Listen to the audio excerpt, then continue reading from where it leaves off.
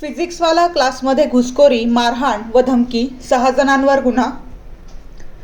Nashik Sharanpur road येथील फिजिक्सवाला क्लासमध्ये 11 February 2026 रोजी काही जणांनी बेकायदेशीर जमाव करून गोंधळ घातल्याची घटना समोर आली आहे. या प्रकरणी महाराष्ट्र नवनिर्माण सेना कार्यकर्ते असल्याचे सांगणाऱ्या काही जणांविरोधात सरकारवाडा पोलीस स्टेशन येथे गुन्हा दाखल करण्यात आला आहे.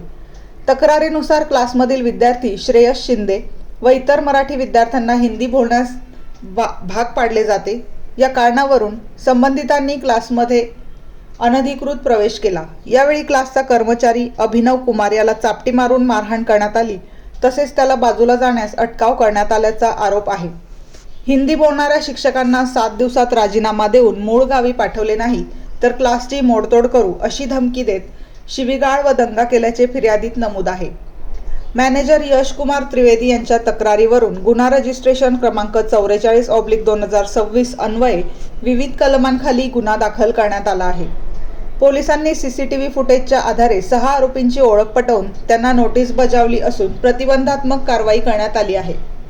आरोपींमध्ये मयूर बुचकुळे, अक्षय कोंबडे, बाजीराव मते, मेघराज नवले, रोहित उगावकर आणि ललित वाघ यांचा समावेश असून इतर आरोपींचा शोध सुरू आहे.